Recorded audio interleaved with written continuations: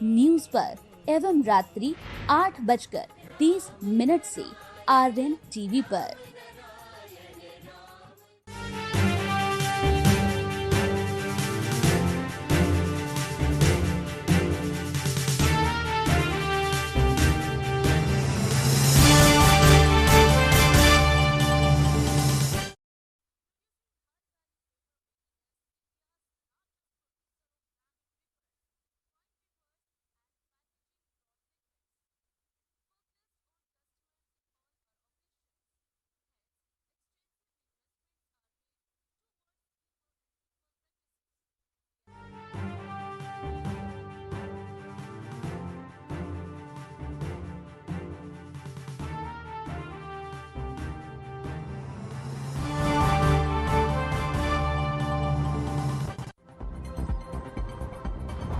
हरदोई दौरे पर रहे सीएम योगी। विजय दिवस कार्यक्रम में सीएम योगी ने दी 650 करोड़ की सौगात, किसानों को दिए ट्रैक्टर की सौगात।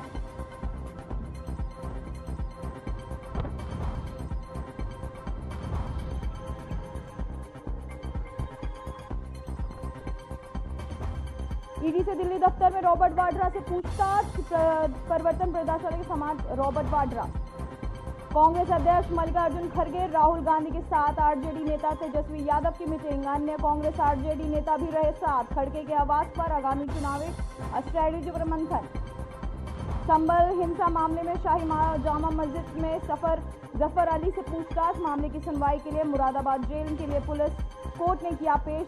कड़ी सुरक्षा के बीच पेशी। महाराष्ट्र में पेट्रोल में भरा टैंकर अनियंत्रित होकर पलटा। पेट्रोल लूटने मौके पर लगा हुजूम, ब्रेक फेल होना बताया जा रहा है हादसे की वजह।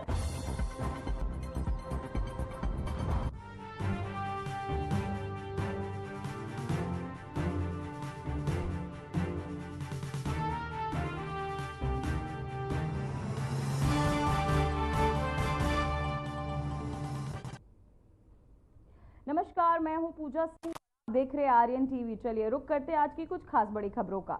उत्तर प्रदेश के मुख्यमंत्री योगी आदित्यनाथ ने आज हरदोई में तहसील बिलग्राम में, आपको बताते चले, रुइया गढ़ी स्थित अमर सेनानी राजा नरपत सिंह रेवखाड़ा स्मारक स्थान से आयोजित कार्यक्रम में भाग लिया। इस मौके पर उन्होंने विभिन्न विकास परियोजनाओं का लोकार्पण और शिलान्यास किया। तो वहीं मुख्यमंत्री योगी ने हरदोई को 650 करोड़ रुपए की लागत वाली 639 योजनाओं की सौगात दी। वहीं कार्यक्रम स्थल पर प्रशासन के तहत सुरक्षा के कड़े इंतजाम किए गए थे, जहां पर्याप्त पुलिस बल तैनात किया गया था। वहीं जनसभा स्थल पर विभिन्न विभागों के तहत संचालित योजनाओं के स्टॉल लगाए गए थे।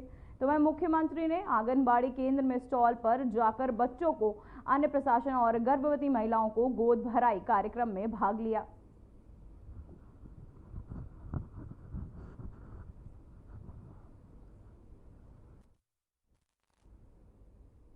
तो वहीं उत्तर प्रदेश के मुख्यमंत्री योगी आदित्यनाथ ने हरदोई जनपद के बिलग्राम तहसील स्थित रुइया गढ़ी में आयोजित एक कार्यक्रम के दौरान विकास योजनाओं की सौगात देते हुए विपक्षी दलों पर तीखा हमला बोला।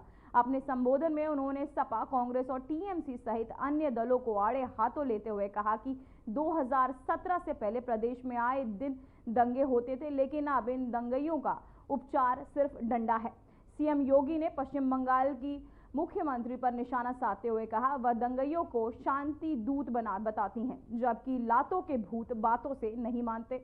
उन्होंने बांग्लादेश के समर्थन पर तंज कसते हुए कहा कि यदि किसी को बांग्लादेश अच्छा लगता है तो वह भारत पर बोझ क्यों बन रहा है, वह कहीं जाकर रहे।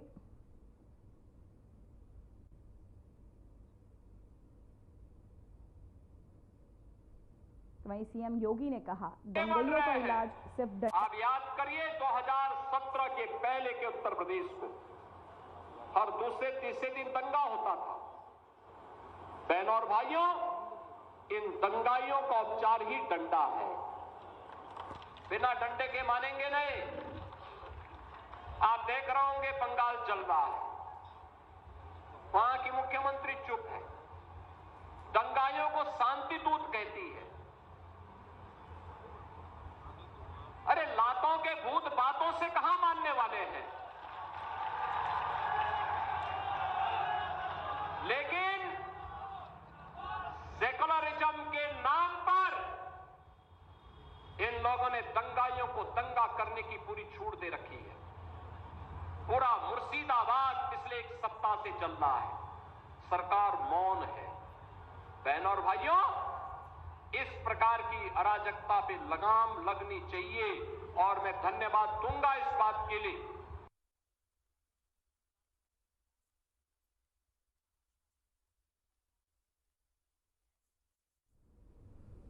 तो वहीं समाजवादी पार्टी कार्यकर्ताओं ने नेता विनय शंकर तिवारी की गिरफ्तारी और ईडी की छापेमारी के विरोध में जोरदार प्रदर्शन किया। वहीं सपाइयों ने इसे राजनीतिक द्वेष और कार्यवाही करार देते हुए योगी को और मोदी सरकार के खिलाफ जमकर नारेबाजी की। तो वहीं प्रदर्शनकारियों ने कलेक्ट्रेट तक पैदल मार्च किया और वहां जिलाधिकारी को ज्ञापन सौंपा। साथ ही उन्होंने मांग की कि विनय शंकर तिवारी के खिलाफ की गई कार्यवाही को तत्काल रोका जाए और निष्पक्ष जांच करवाई जाए। साथ ही सपा कार्यकर्ताओं का कहना है कि बीजेपी सरकार विपक्षी नेताओं को डराने और बदनाम करने के लिए जांच एजेंसियों को दुरुपयोग कर रही है। प्रदर्शन के दौरान भारी पुलिस बल भी तैनात रहा।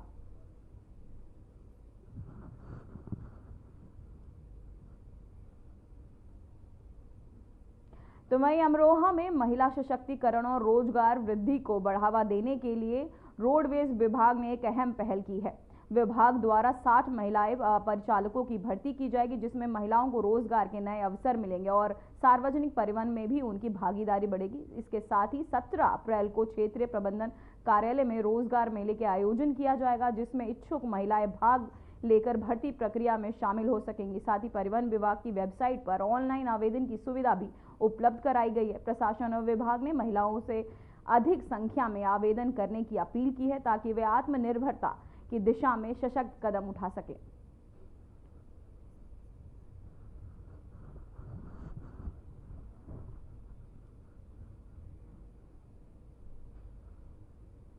तो वहीं समाजवादी पार्टी के प्रदेश कार्यालय के बाहर एक बार फिर पोस्टर पॉलिटिक्स देखने को मिली। सपा के मुलायम सिंह यूथ ब्रिगेड के प्रदेश सचिव वीरेंद्र प्रताप सिंह के तहत लगाया गया ये पोस्टर चर्चा का विषय बना हुआ है। इस पोस्टर ने राजनीतिक हलकों में हलचल मचा दी है। पोस्टर ने न सिर्फ पट्टीदार समुदाय और पीडीए वर्ग पर तंज कसा है, बल्कि सत्तारूढ़ बीजेपी के पक्ष में भविष्यवाणी भी की गई है कि 2027 में उनकी सरकार साफ हो जाएगी। हालांकि अभी तक सपा की ओर से इस पोस्टर पर कोई आधिकारिक प्रतिक्रिया नहीं आई है, लेकिन पार्टी के भीतर इसे लेकर मतभेद की संभावनाएं जताई जा रही हैं।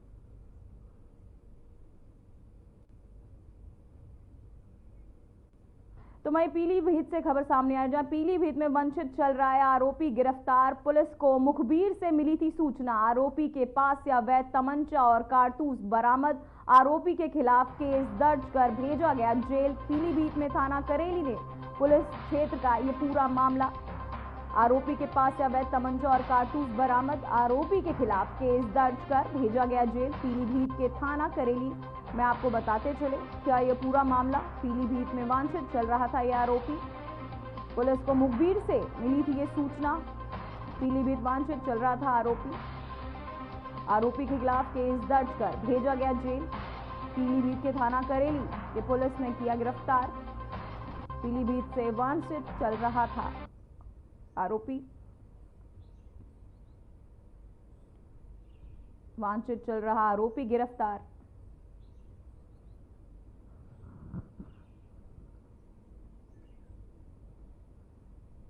तो वहीं फतेहपुर जिले के थाना गाजीपुर क्षेत्र में मेयर व्यापारी से लूट की वारदात को अंजाम देने वाले 6 लुटेरों को पुलिस ने पकड़ लिया है। पुलिस अधीक्षक धवल या जायवाल के निर्देश से एसडीओ और थाना गाजीपुर पुलिस ने संयुक्त टीम ने घटना का खुलासा करते हुए अभियुक्तों को गिरफ्तार कर उन्हें कब्जे से जेवरात, असला, नकदी और अन्य सामान बरामद किया है। पुलिस अधीक्षक धवल ने बताया कि अभियुक्तों ने विरुद्ध, आपको बताते चले कि अभियुक्तों के विरुद्ध पूर्व में थाना गाजीपुर में कई अन्य धाराओं में केस दर्ज है।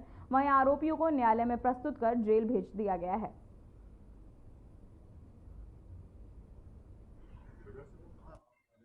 फतेहपुर के अंतर्गत दिनांक 13 तारीख को गाजीपुर थाना क्षेत्र के अंतर्गत एक स्वर्ण व्यवसायी के साथ लूट की घटना कारित की गई थी, जिसमें तत्काल पुलिस के द्वारा मुकदमा पंजीकृत किया गया था और इसमें एसओजी, सर्विलांस टीम और गाजीपुर टीम के द्वारा सराहनीय कार्य करते हुए 24 घंटे के अंदर लूट की घटना का खुलासा किया गया है और इसमें 6 जो मुख्य अभियुक्त हैं उनको गिरफ्तार किया गया है और उनके पास से लूट की जो पूरी सामग्री थी उसको बरामद किया गया है, जिसमें करीब 1.5 किलो के आसपास चांदी है और 30 ग्राम के आसपास पीली धातु का जो जेवरात है वो बरामद किया गया है। इनके पास से अवैध तमंचे और कारतूस बरामद किए गए हैं। साथ ही साथ घटना में प्रयुक्त 2 बाइकों को भी पुलिस के द्वारा सीज किया गया है। इस मामले में कुछ दिन पहले जो हुसैनगंज में भी एक व्यापारी के साथ 15,000 रुपए की छिनैती हुई थी, उसको भी कारित करने में इसी गैंग का हाथ था। तो व्यक्तियों का आपराधिक इतिहास रहा है। बाकी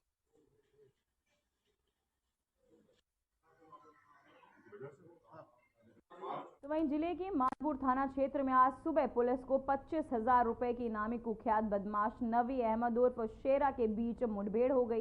इस दौरान अभियुक्त के पैर में गोली लगने से वह घायल हो गया, जिसे पुलिस ने गिरफ्तार कर लिया है।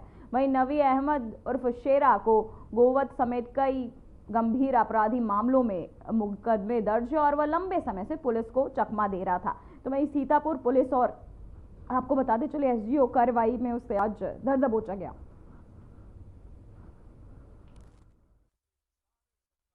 थाना मानपुर के अंतर्गत नहर की पटरी के पास में आज एसओजी की टीम तथा थाना मानपुर पुलिस के द्वारा एक अपराधी जिसका नाम नवी अहमद उर्फ शेरा है, इसको मुठभेड़ में गिरफ्तार किया गया है। इसके ऊपर 25,000 रुपए का इनाम पूर्व से प्रचलित था। यह थाना मानपुर के एक गौकशी के मुकदमे में वांटेड चल रहा था। इसको ट्रेस किए जाने का प्रयास किया जा रहा था। पुलिस के द्वारा आज सुबह नाकाबंदी के दौरान इसको रोकने का प्रयास किया गया, तो इसके द्वारा पुलिस टीम पर फायरिंग की गई। जवाबी फायरिंग में इसके पैर में गोली लगी है तथा इसको इलाज के लिए अस्पताल भेजा गया है। पुलिस के द्वारा इसके पास से एक बिना नंबर की मोटरसाइकिल, अवैध शस्त्र तथा कुछ जिंदा कारतूस बरामद किए गए हैं। इसके अन्य साथियों को पूर्व में गिरफ्तार किया जा चुका है। इस बदमाश के ऊपर 25,000 रुपए का इनाम घोषित किया गया था। आज इसको गिरफ्तार करके माननीय न्यायालय भेजा जाएगा। पुलिस के द्वारा इसके जो अन्य साथी हैं उन सभी को मिलाकर इसके ऊपर गैंगस्टर एक्ट के अंतर्गत कार्रवाई की जा रही है। तो वहीं वृंदावन में नए बाईपास पर मथुरा थाना जमुनापुर पुलिस स्क्वाड टीम ने सर्विलांस टीम मथुरा की संयुक्त कार्यवाही में अलीगढ़ के 3 बदमाशों से मुठभेड़ हुई। मुठभेड़ में गोली लगने के तीनों बदमाश घायल हो गए, जिन्हें अस्पताल भेजा गया। तो वहीं गिरफ्तार बदमाशों में जितेंद्र, पवन और सनी शामिल है। इनके पास से 3 तमंचे, 10 कारतूस, एक लूटी हुई कार और एक चोरी की बाइक बरामद हुई है। ये वही बदमाश हैं जिन्होंने 8 अप्रैल को पानी गांव क्षेत्र में बाइक लूटी थी। पुलिस की मुस्तैदी से एक और बड़ी वारदात होने से टल गई। मुखबिर की सूचना प्राप्त हुई थी कि कुछ बदमाश जो है, जो एक निर्माणाधीन जो रोड है उस पर लूट के फिराक में है। इस सूचना पर स्वाट टीम और जमुना पार पुलिस द्वारा चेकिंग लगाई गई थी। चेकिंग के दौरान दो मोटरसाइकिल के जो 3 बदमाश थे उनसे कुछ रोक कर चेक करने का प्रयास किया, उन्होंने पुलिस पर फायर किया। जवाबी फायरिंग में तीनों बदमाश को गोली लगी है। उनको हॉस्पिटलाइज करा दिया गया है। उनसे पूछताछ में अपने नाम बताया। एक का नाम जीतू है, एक का नाम पवन और एक है सनी। तीनों बदमाश अलीगढ़ का रहने वाले हैं। इन बदमाशों जो पूछताछ हुई गई थी 8 तारीख को, जो जमुना पार थाने में एक व्यक्ति से मोटरसाइकिल का लूटा थी, वो मोटरसाइकिल बरामद हुई है। और उस मोटरसाइकिल लूटने में जो बदमाशों ने जो अपना मोटरसाइकिल फरोख्त किया था वो बरामद हुआ है। इस बदमाशों से तमंचा, खोखा, कारतूस बरामद हुए हैं। बाकी विस्तृत से पूछताछ की जा रही है। ये तो वहीं बाराबंकी जिला मुख्यालय के डीएम ऑफिस में बम होने के ईमेल सूचना के बाद हड़कंप मच गया। सूचना मिलते ही सभी संबंधित एजेंसियां अलर्ट हो गई और गहन छानबीन शुरू कर दी गई। तो वे बम आपको बताते चले और पुलिस अधिकारियों के मौके पर पहुंचकर डीएम ऑफिस और आसपास के क्षेत्रों की पूरी तरह जांच की गई। सूचना के बाद अधिकारियों ने इलाके को खाली करवा दिया और बम स्क्वाड्स की टीम ने स्थल की जांच शुरू की। तो इन जांच के दौरान सूचना फर्जी पाई गई, जिसमें अधिकारियों ने राहत की सांस ली। हालांकि इस घटना ने सुरक्षा एजेंसियों को सतर्क कर दिया है और भविष्य में इस तरह की जानकारी की गंभीरता से जांच की जाएगी। तो वहीं सोनभद्र के भवनी थाना क्षेत्र में रेणुकूट भवनी मार्ग पर राजपूत ढाबा के पास निजी बस पर एम्बुलेंस की आमने सामने भिड़ंत हो गई। हादसे में एम्बुलेंस चालक समेत 13 लोग घायल हो गए। घटना में बस के 12 यात्री घायल हुए, जबकि एम्बुलेंस चालक की हालत गंभीर बनी हुई है। सभी घायलों को सामुदायिक स्वास्थ्य केंद्र भवनी भेजा गया। वहीं एम्बुलेंस चालक को प्राथमिक उपचार के बाद जिला अस्पताल रेफर किया गया है। पुलिस व थाना प्रभारी कमलेश पाल मौके पर पहुंचे और राहत कार्य कराया।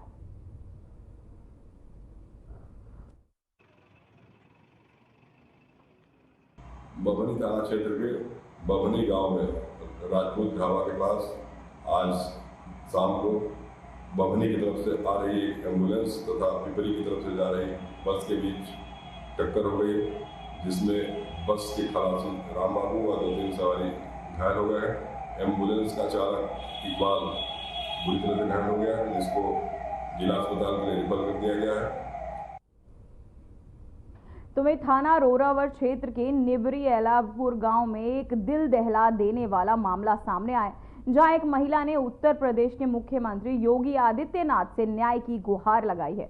पीड़िता का आरोप है कि एक युवक पिछले 1 साल से तमंचे के बल पर उसके साथ दुष्कर्म करता रहा और जब पति ने उसे रंगे हाथों पकड़ लिया तब जाकर ये सच्चाई सामने आई। पीड़िता ने बताया कि आरोपी मुकदमा वापस लेने का दबाव बना रहा है और न मानने पर जान से मारने की धमकी दे रहा है।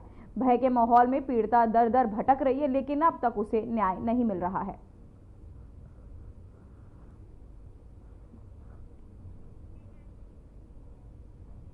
तो वहीं गाजियाबाद के मोदी नगर क्षेत्र में बच्ची के साथ छेड़छाड़ का वीडियो वायरल होने के बाद पुलिस ने मामला दर्ज कर आरोपी फेरी वाले को हिरासत में लिया है। आपको बता दें कि फेरी करने के बहाने गलियों में जाकर छोटी बच्चों को अपना निशाना बनाया करता था। हालांकि वीडियो वायरल होने के बाद आरोपी फेरी वाले को गिरफ्तार किया गया। आगे की वैधिक कार्यवाही की जा रही है।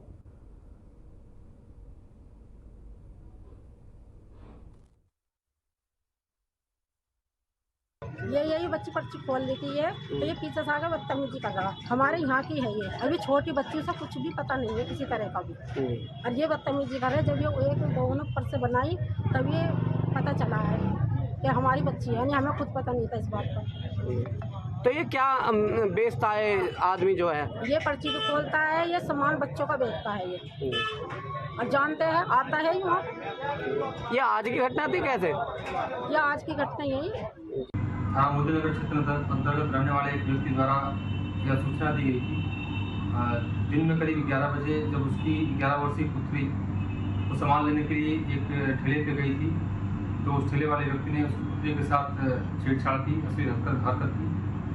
प्राप्त सूचना के आधार पर तहरीर प्राप्त कर थाना मोदी नगर पर सुसंगत धाराओं में अभियुक्त पंजीकृत किया गया है तथा जो अभियुक्त जगदीश है उसे हिरासत में लिया गया है। प्रकरण में अन्य आवश्यक वैधानिक कार्रवाई की जाएगी।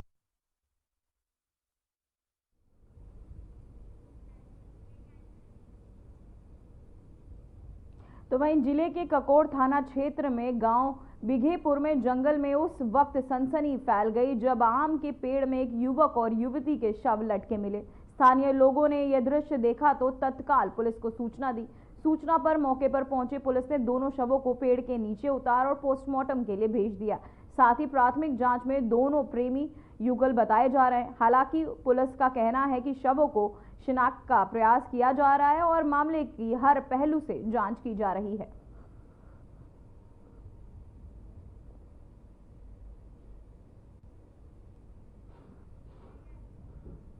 तो वहीं कानपुर के बिठरू थाना क्षेत्र में जीटी रोड पर एक तेज रफ्तार बस ने टीचरों से भरी एक कार को टक्कर मार दी, जिसमें उन्नाव की 3 शिक्षकों को मौके पर ही दर्दनाक मौत हो गई। तो वहीं इस हादसे से 2 अन्य लोग गंभीर रूप से घायल हो गए, जिन्हें तुरंत इलाज के लिए अस्पताल में भर्ती कराया गया। घटना के बाद सड़क पर भीषण जाम लग गया, जिसमें यातायात भी प्रभावित हो गया। वहीं सूचना मिलते ही पुलिस ने मौके पर पहुंचकर घायलों को अस्पताल भेजा और मामले की जांच शुरू कर दी।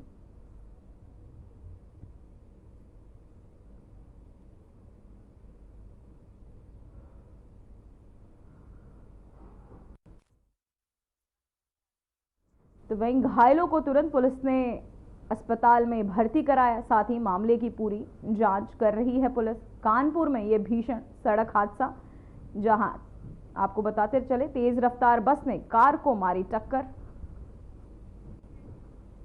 तो वही हरियाणा की नायब सरकार हरियाणा के सर्वांगीण विकास के लिए एक बार फिर एक नए रिकॉर्ड बना रही है। इसमें जहां एक तरफ बिना खर्ची पर्ची के नौकरी देने की बात है, तो वहीं दूसरी तरफ हरियाणा की 3 गुना गति से विकास करने की बात है।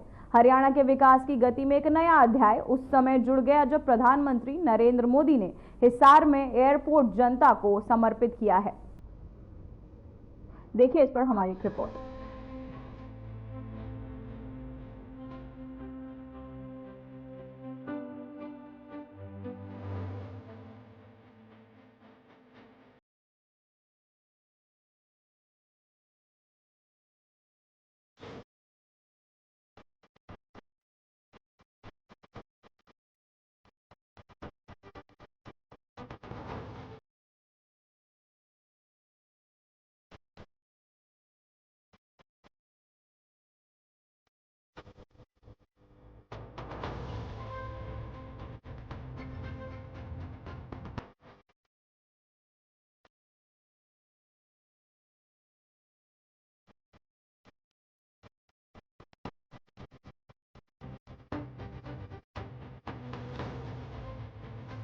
हरियाणा के इतिहास में उस वक्त एक नया अध्याय जुड़ गया जब हिसार के महाराजा अग्रसेन हवाई अड्डे से अयोध्या के लिए पहली कमर्शियल फ्लाइट ने उड़ान भरी। इस ऐतिहासिक क्षण को और खास बना दिया पीएम नरेंद्र मोदी ने, जिन्होंने इस फ्लाइट को हरी झंडी दिखाकर रवाना किया। सही मायने में ये उड़ान न केवल हिसार और अयोध्या को जोड़ने वाली एक हवाई सेवा है, बल्कि ये हिसार के विकास में भी बड़ा योगदान देने वाली है। दरअसल हिसार में पीएम नरेंद्र मोदी ने इस नए टर्मिनल की आधारशिला रखी, जिसकी लागत 410 करोड़ रुपए है। उन्होंने कहा कि ये उड़ान श्री कृष्ण की धरती को श्री राम की नगरी से जोड़ रही है। मेरा वादा है कि हवाई चप्पल पहनने वाला भी हवाई जहाज में उड़ेगा। सुनिए। हरियाणा से अयोध्या धाम के लिए फ्लाइट शुरू हुई है, यानी अब श्री कृष्ण जी की पावन भूमि हरियाणा प्रभु राम की नगरी से सीधे जुड़ गई है।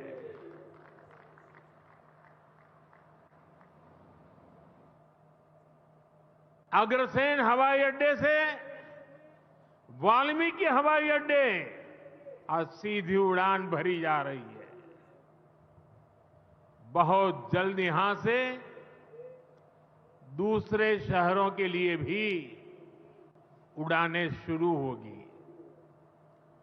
आज हिसार एयरपोर्ट की नई टर्मिनल बिल्डिंग का शिलान्यास भी हुआ है। ये शुरुआत हरियाणा की आकांक्षाओं को एक नई ऊंचाई पर पहुंचाने की उड़ान है। मैं हरियाणा के लोगों को इस नई शुरुआत के लिए ढेर सारी बधाई देता हूं। साथियों, मेरा आपसे वादा रहा है, हवाई चप्पल पहनने वाला भी हवाई जहाज में उड़ेगा।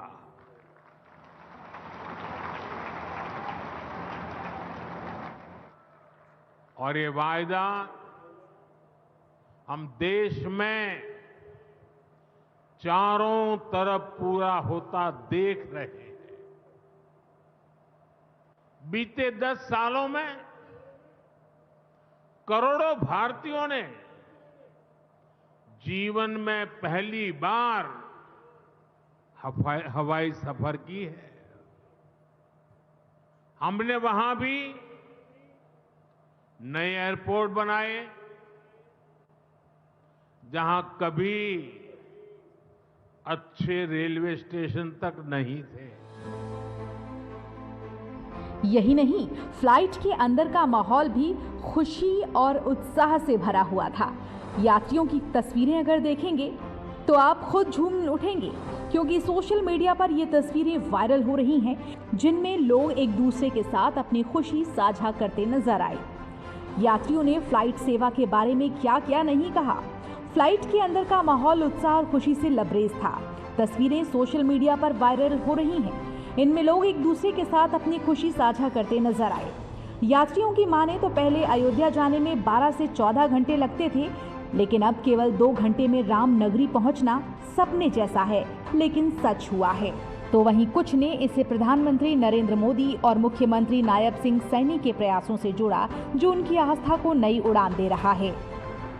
मैं डॉक्टर वैभव विदानी, रजिस्ट्रार हूँ होम्योपैथिक काउंसिल में। और वैसे तो बहुत सी फ्लाइटें इससे पहले भी मैं चढ़ा हूँ, लेकिन जो खुशी इस फ्लाइट में चढ़ के है, हरियाणा के पहले एयरपोर्ट पे पहला यात्री बन के जो खुशी मिल रही है, वो इससे पहले कभी नहीं मिली थी। और आज ऐसा लग रहा है कि जैसे पहली बार फ्लाइट में चढ़ रहा हूँ।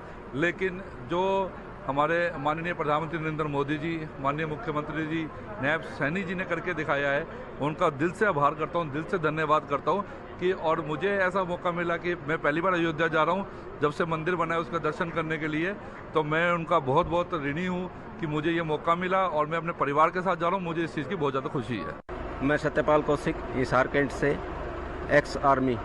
ये जो फर्स्ट फ्लाइट है हिसार से अयोध्या के लिए, इसके लिए हम बहुत ही उत्साहित हैं और बोलने के लिए शब्द बड़े कम भी हैं और बोलने के लिए अभी उत्साह इतना है कि वो शब्द मेरी जीवा के नीचे नहीं जा पा रहे हैं। जो प्रधानमंत्री जी और अपने सीएम साहब इसके इनॉग्रेशन के लिए आ रहे हैं, ये बहुत ही यहाँ हिसार सिटी के लिए बहुत ही उम्दा मोमेंट होगा और इसके लिए हम बहुत ही आभारी हैं इनके कि हिसार से इस फ्लाइट को शुरू किया है।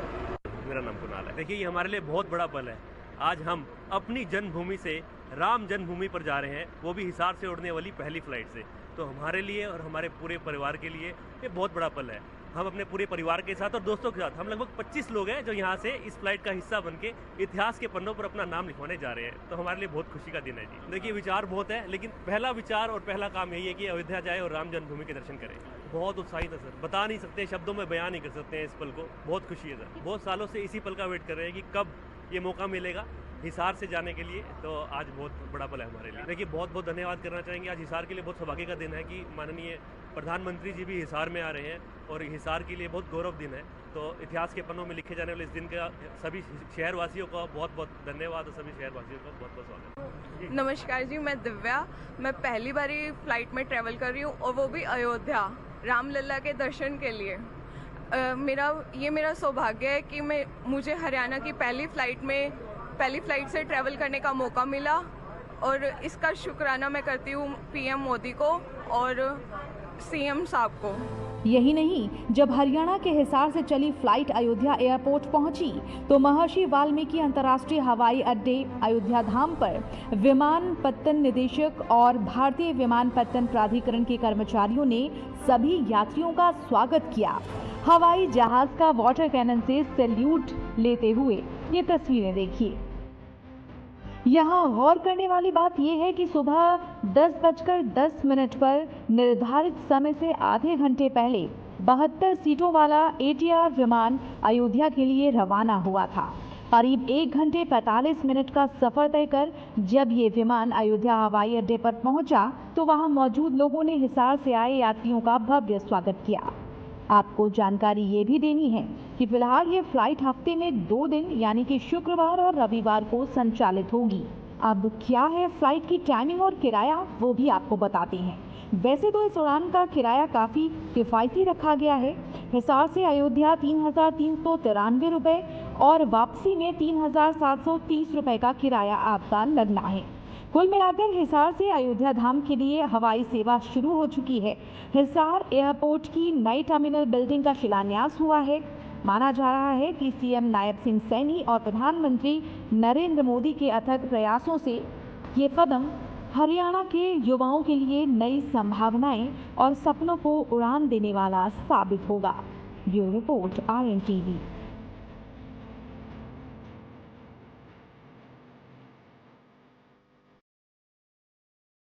फिलहाल बुलेटिन में बस इतना ही। मुझे दीजिए इजाजत। नमस्कार।